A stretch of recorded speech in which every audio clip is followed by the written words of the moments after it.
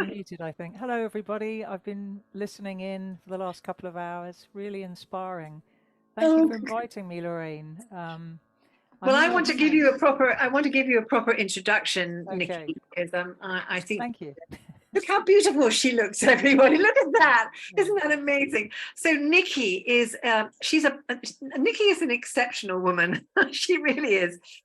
She's a leading pioneer in the field of chanting, core voice, and sound work in the UK, which she's been doing for over 30 years. She's inspired thousands of individuals to chant and has led voice workshops in all kinds of settings in Saatchi and Saatchi and the Deutsche Bank, and she's a resident Kirtan leader at a famous yoga center in London. She goes into prisons doing this. She goes into hospitals doing this. She's been facilitating workshops for addiction recovery. She's right across the board, she does this. And she's also written a book called The Healing Power of Chanting. And I guess I know Nikki through personal growth and self-development courses and things that we've both done together. And I know from my own background in music how opening the heart through creativity and through singing or anything is actually it puts into movement, practice, what we've been talking about in theory, a lot of it today. So that's why I wanted Nikki to speak and actually to give us an experience of this. So she is going to actually give us an experience of chanting today, and she will explain all about it. So Nikki, it's over to you. Thank you so much for being with us today. Oh, well, thank you, Lorrayn, and namaste, honoring the one in all. It's a pleasure to be here. I haven't done a talk in the context of relationships in this specific focus before, and all I can say is that for those of you who may be less familiar with the power of sound, the power of chanting, the power of mantra, uh, it is an absolutely transformational tool. And I think, and do come in with questions, Lorrayn, if there's things that are kind of springing up as we discuss. But I can honestly say that in my sort of late 20s, I was looking down a rabbit hole in different areas of my life, and definitely relationships. Everything was in the void. You could say I was in a dark night of the soul. Has anybody had a dark night of the soul? I'm sure people have. Yeah, where you just wonder, who am I? Where am I going? What is the point of doing all of this? I once heard it said, life was occurring to me like a series of zeros without a one in the front. I was doing all the stuff, but I just felt like there was a hole in the middle of the donut inside. And a bit like looking for what Tiggers like best, I was running everywhere to try and fill that hole, feel at peace within myself, to find that inner security. And it is, as Lorrayn so succinctly was sharing in her previous talk, it's an inner job. I didn't know that at the time. I was just running to the outside, trying to have relationships, and I'm not just talking about romantic relationships, any kind of relationships with colleagues, with family, romantically, of course.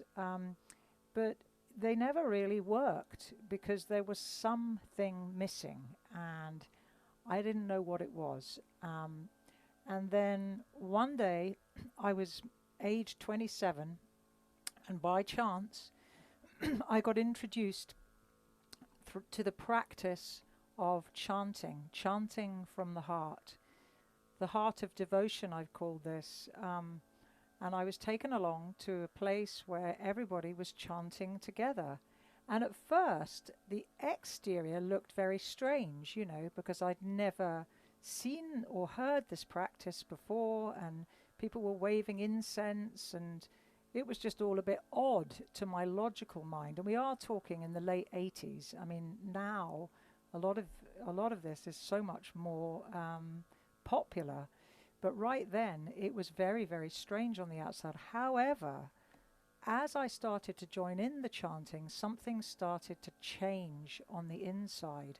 I started to feel this purring vibration, this sense of connection, this sense of joy, this sense of upliftment. And I thought, this is really quite good, you know. And I bought a cassette of the practice at the time, and I started to practice along with this cassette tape. Shows my age with the cassette era. And my heart started to experience waves of bliss. And I had no idea that deep within every human being is a center of exquisite bliss, exquisite joy, and exquisite freedom. I mean, this was absolutely mind-blowing for me. And I started to have an expansive state of what we call consciousness. And for the first time in my life, this experience in its totality lasted for a month of my life. It was like a gracious moment, a sneak preview, if you like, of what is possible as being a human. And I had the experience that I am you and you are me, that we are one. There is no separation between us.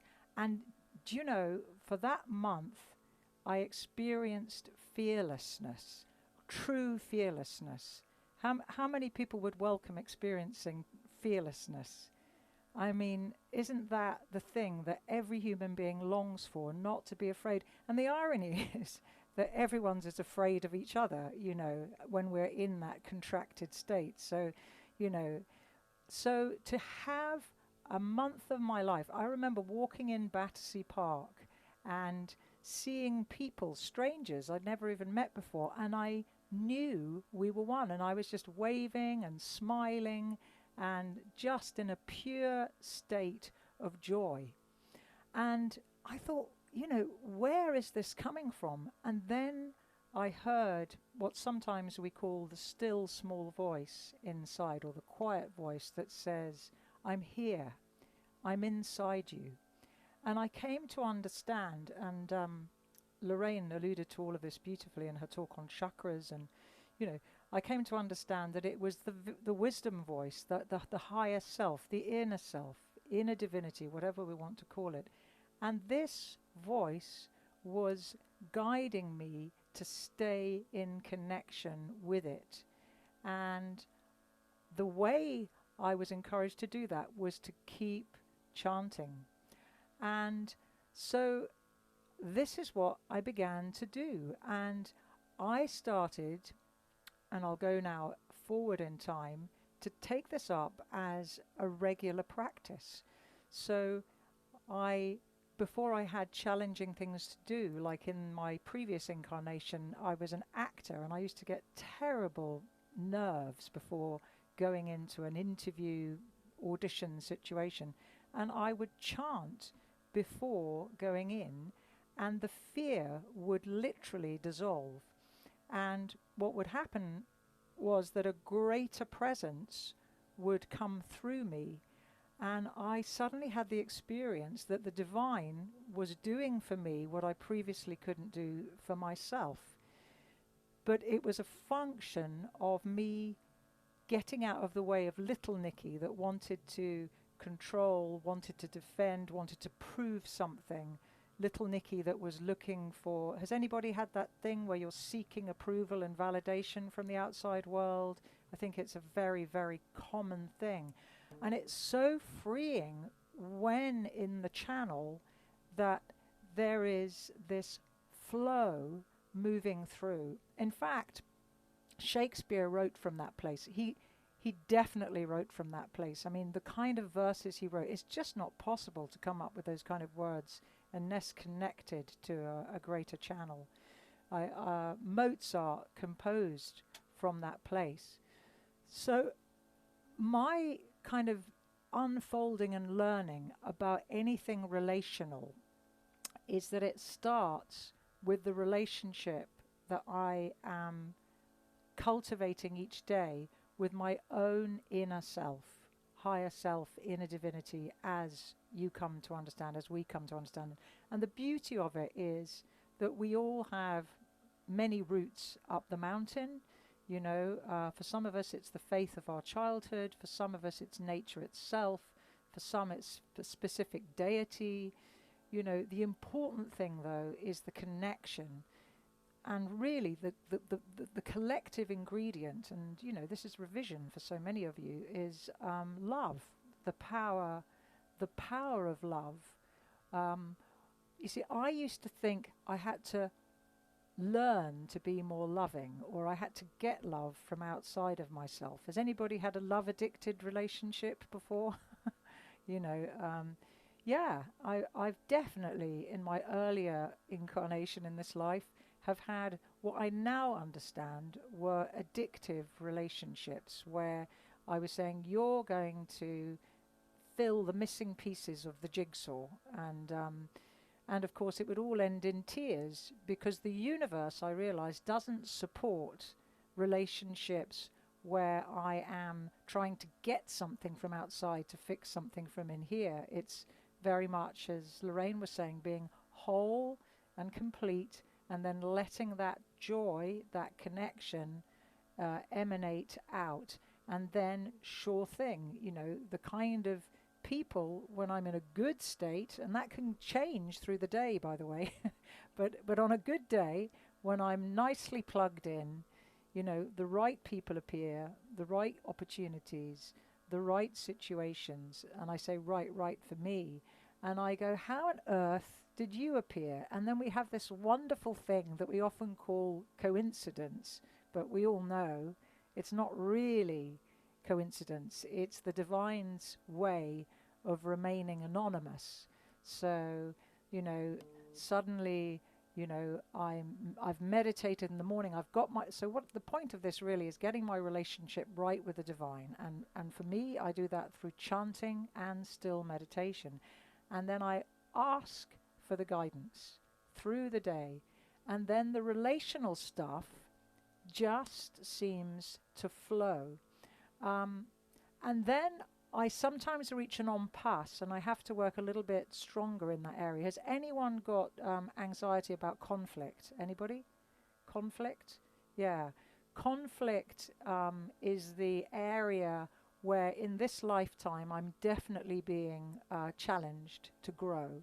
And so when I come across conflict, because of course my world is all about, and we'll chant in a moment, is all about vibrational harmony, connection, love. So when a big conflict comes along, opposition, it can be very jarring. Have you had that experience where your system is shaking? You know, you're in a good space and then somebody comes in and bam, and everything goes out of tune for a moment.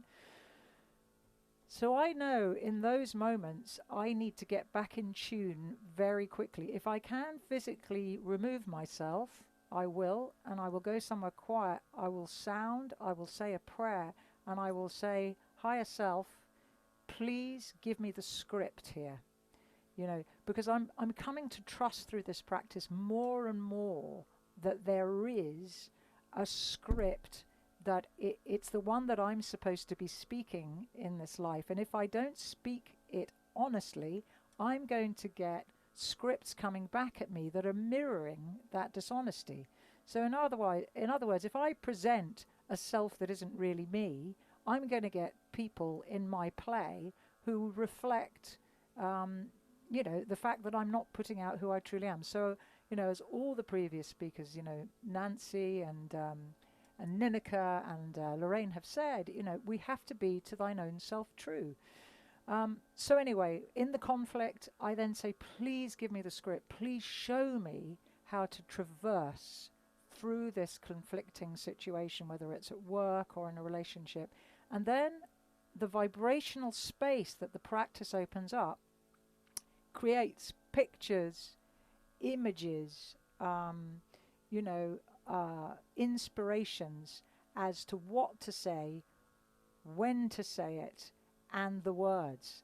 So I have to go to the wellspring, which is where all Shakespeare's words came from, and let them speak through, if you like, the flute of my own voice. And then extraordinarily, of course, to my small self, the conflict begins to dissolve. But if I go into that situation with my own will, I find that the separation gets enforced. You know, if I start pushing against, or if I attach to the victim position.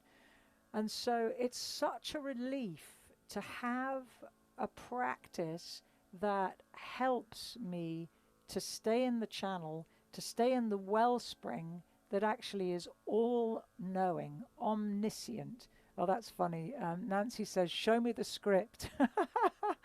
You see, Nikki, of her own small self, I can't show you anything, Nancy. All I can do is share the practice, and you know this, you know, where we each individually can dive into the collective ocean, and then these wonderful scripts. I mean, I find it so delightful. Somebody once said to me that everything that is meant to be for us is written on a grain of rice, and nobody else can have that grain of rice. So, in other words, the perfect relationship, the perfect twin flame, the perfect colleague, the perfect, I don't know, life coach or whatever, it's all written. And it's my job to uncover that, to unleash that, and to it's like an Easter egg hunt. There you go. It's like the Easter eggs are there, and we're coming up to Easter. How appropriate, you know. And it's up to me to actually walk through that garden and see the Easter eggs that are for me, and the ones the other children get are the ones that are for them. So yeah, so this is really the joy of this practice, that it puts me into a zone where I can hear the script as spoken through intuition, through revelation, if you like. There's one other thing I'll say, and then I promise we will get into some sound. And how many people have got an inner critic? Anybody ever had an inner critic? Yeah, I mean this. This is honestly, it's the biggest thing that stands in the way of me, a human being, I think, and the channel. This critic that is constantly jabbering. It's got opinions. It's telling us we're not wanted, not good enough. That, you know. And has anyone heard of that statement? Compare and despair. Compare and despair. I mean, that is such a sabotaging thing in relationship, to look at everything outside to find the relationship within. So I've learned over the years with the inner critic to treat it, you know, and I go into this in some depth in my own private work with people, but, you know, it's about becoming master of it rather than it mastering you. And that is a function of really looking at the same critic as a master trainer, as opposed to the one that's actually going to slay you down. And, you know, in all the different traditions, you know, whatever spiritual path you follow, you know, but I mean, there's the famous example, of course, of David and Goliath. You know, there is Goliath, you know, but David said, I have the strength within me because it's not my own strength. And Goliath fell, you know. You look at Krishna, the Krishna stories, you know, Kamsa, the demon, comes along. And but because Krishna is Krishna in absolute consciousness, Kamsa, who tries to destroy him, is completely dazzled, and in the end falls at his feet in devotion. You know, you've got things like the Buddha, who somebody spat in his face, and, you know, he walked on. And somebody said, how on earth can you let someone spit in your face? He said, I didn't. He said, but I let go of it a mile down the road, and you're still carrying it with you, you know. So it's this key to mastering the opposition, the opponent, the threat, because really, and this is the joy, isn't it? That the truth is that we are one. And by the way, I'm really not being woo-woo here or spiritual bypassing. This is an organic process. You know, all I'm suggesting is that getting into the zone through a vibrational practice like mantra can help us hear the guidance. Like, go and do one of Lorrayn's courses. Well, I wouldn't have heard that unless I chanted today. Do you see what I mean? So it's like all of the different levels, go and do Nancy's seminar, because we get quiet enough, we open our heart enough to hear, what to do. And, I want some wisdom. Oh, who was that on Lorrayn's story? It was Ninika. Okay, So it's about following our inner voice. So I think enough of the words. Can I just ask you something? Yeah, go on, please. Yeah. So I'm just curious, Nikki, what was it how did you first come across chanting? And what was it that, led you to start doing it? Well, definitely because I was a seeker and I didn't know it, but I was a seeker because I was in this dark night of the soul. And the literal, and I've written about this quite succinctly in my book. I guess this is a natural plug for the book, but The Healing Power of Chanting, if you want to read in more depth. I was in a play in the West End and really, as I say, in quite a dark place inside myself. Funnily enough, I was in the ensemble, and one of the characters I was understudying was the Princess Puffer, who was a opium seller, and she was in a dark place in her life, so it was quite interesting. And then the other part I was covering was a beautiful Indian lady called Helena, who was the light, and so it was interesting that I was exploring these two aspects in a way of myself, but I was much more resonant at that point with the Puffer character. Um, but the actors who were playing two of the lead, they were both chanters in different traditions, albeit, but it was offered to me as something to explore, and so I did, and I went along, I explored it, found it weird at first, but then I couldn't deny the transformative power and effect that it had on me. So that's how I discovered it. Does that answer your question, Lorrayn? Yeah, absolutely. Yeah, I was just curious. Yeah, as to Yeah. what led you to do it. Yeah, no, it's Okay. great. All right. So I'm just going to give you a little background of the practice. Please actually raise your hands if you're very familiar with chanting, kirtan, mantra.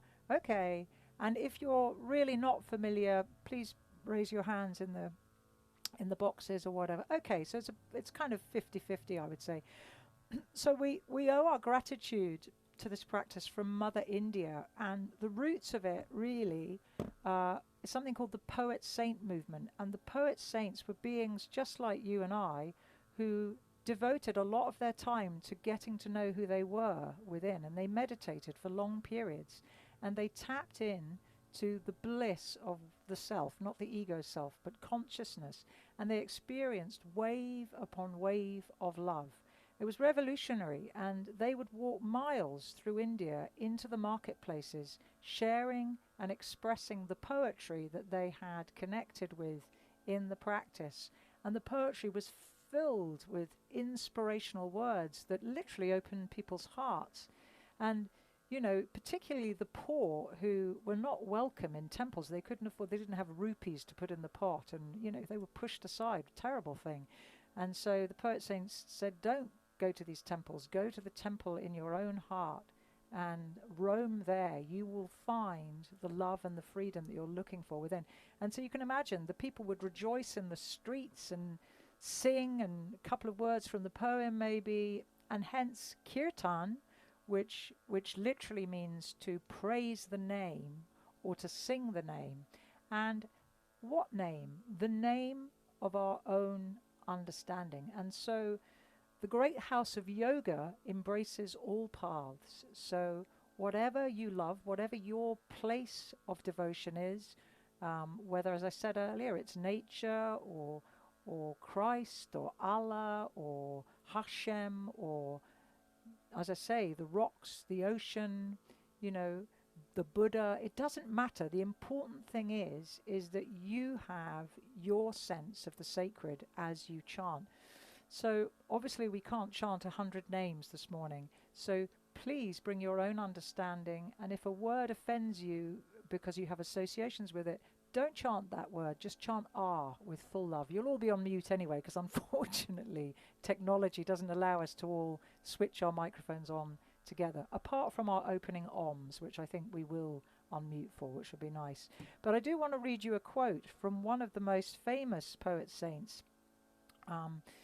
We're talking, the original period was 7th century AD, but Kabir was much later in the north of India.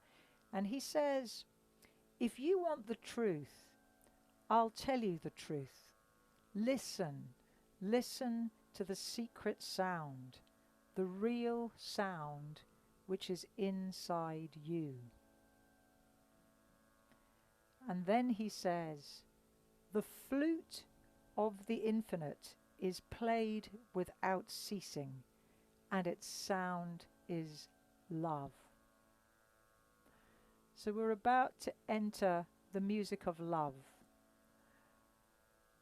So what I'd love to do is to have us chant 3 opening oms, and om really is the sound that opens the gateway into the inner self. It's also a great moment to make your intention to deepen your relationships. I'm sure that's the big intention here, whatever relationship that might be.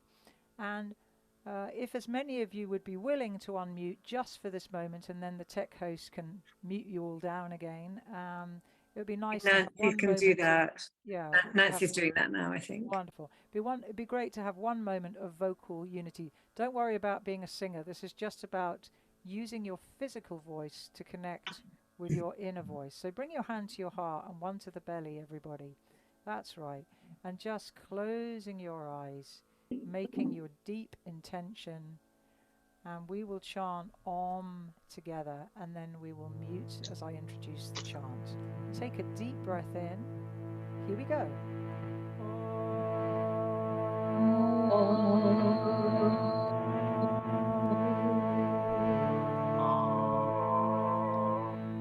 Good, and again.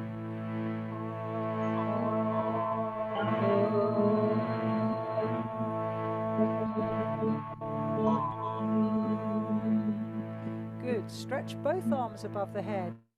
A sound shower. So bringing the arms down in front like a shower.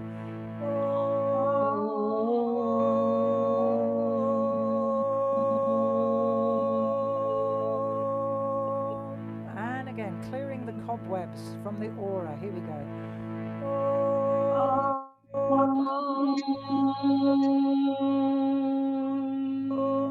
Nice. And back to the heart.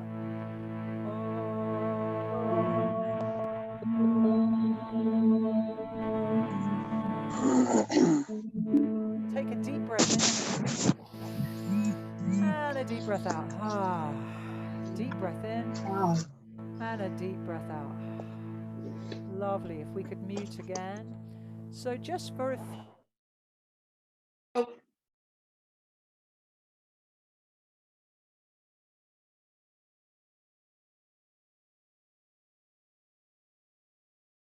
I think you might not have caught that bit. Okay, so beautiful. So we're going to chant now, just for a few minutes, a universal mantra, which I love. It's been such a companion on my way, and it's always one I come back to. And the mantra is, and perhaps I could ask Lorrayn in a moment to put it in the chat, it's Om Namah Shivaya. Let's say it together, even if I can't hear you. I can see your lips moving. Let's do it together. Om Namah Shivaya. Yes, Om meaning oneness, Namah to honor, or better still, merge with. Shivaya, consciousness, divine connection as you understand it. And as I say, if you want to replace that word with Christe or Allah or Ah, really we're coming into the supreme as you understand it. So we will chant. I come from a tradition of call and response chanting. So I will chant the line first, and then you come in the second time, which will give you time to breathe. And then I will join you in the second time, because of course you can imagine if we were in a live room together, you'd hear all the voices around you, so you can see where you are in the chant. Think of it as a meditation, which is what it is. The difference is that we have mantra, meaning instrument of the mind. We have melody and rhythm. and we have vibration. And the most important ingredient, your devotion to go home on the inside. This is how it happened for me. I chanted for a period, kept asking to go home inside, and that's when I had all of these beautiful experiences. Your mind may well wander all over the place. Don't try and fight the mind, because there is purification in the practice. So sometimes tears come, agitation, frustration, this is the most annoying thing I've ever done. That's actually good if that happens. It just means that some pattern is being rinsed out of the system. Sometimes people go straight to peace, sometimes people go straight to bliss, colors, tingling sensations. But I would invite you to let go of expectations. That's the main thing. Expectations, is us trying to control the meditation. So it will go for a few minutes, and then I'll gong at the end. We'll chant the Om again, and then it will be back to Lorrayn. So let me just get my headphones on. Take a moment to get yourself settled for chanting. And make sure everyone's muted. That's the other thing.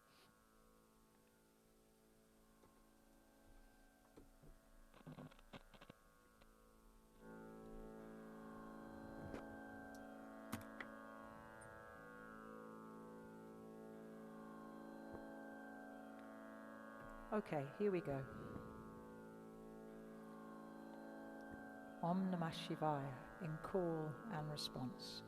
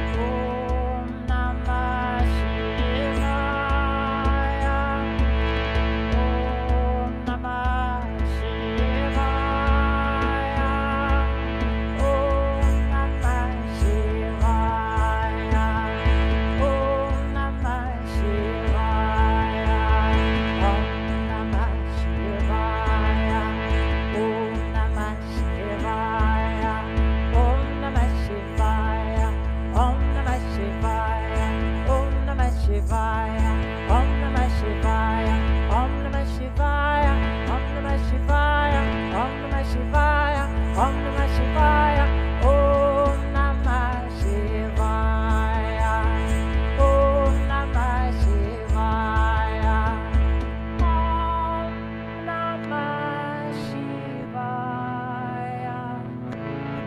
Om Namah Shivaya, Om Namah Shivaya, Om Namah Shivaya, Om Namah Shivaya, Om Namah Shivaya.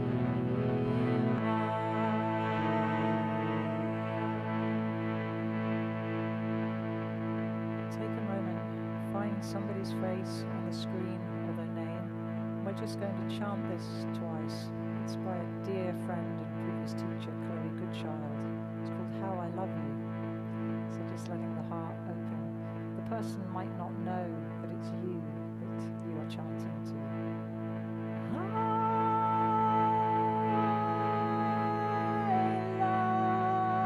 love you. Together. I love you.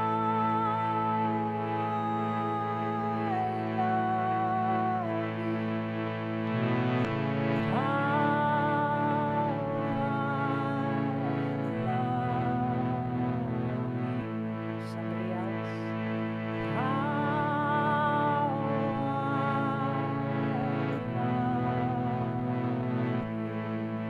Another one.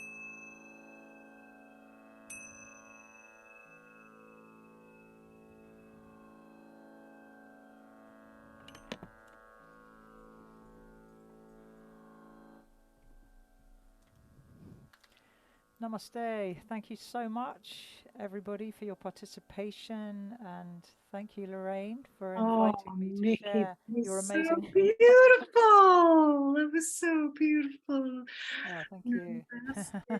Thank you very Namaste. much. Let's just see how everybody, how was that? Share in the chat. How did you find that? It was beautiful. Thank you so much, Nikki. Thank you, Lindsay. Lovely to see you here.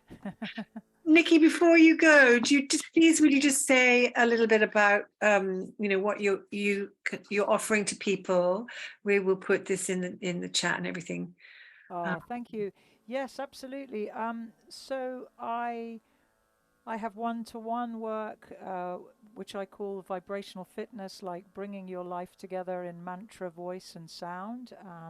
I also run workshops in learning to lead this beautiful practice of chanting. I have a taster workshop, in fact, next Sunday, the 2nd of April. All the details are on my website, nikkislade.com. I also have a 200-hour training starting in September. Again, all the details are there. And then one very special announcement on the 2nd of July, if you'd love to explore more about chanting, over 30 kirtan leaders are coming together in aid of crisis for the homeless. It's going to be amazing. From 10 in the morning till 10 at night, you can come and go like a kirtan festival at the Study Society in West London. There'll be vegan food all day. If you know Radhika Das, he is going to be our finale on the day. It's going to be an exquisite day of just bathing in the mantra. So if this is all new to you, that's a perfect day to come and find out more. So thank you very much. Oh, thank you for your beautiful comments as well. Thank you. Oh, thank you. Yeah. I think universally, let's just give Nikki a fantastic big thank you for beautiful words, and then beautiful music and chanting as well. Oh, no, Both, you're very both. welcome. And Beautiful talk as well. thank Beautiful you. talk. Well, please enjoy the rest of the day. And yes, Lorrayn, you're in great hands. And if you haven't chanted with Lorrayn, you're in for a treat. She is an amazing, amazing singer. Yeah. Thank you. Thank you, dear. See you soon.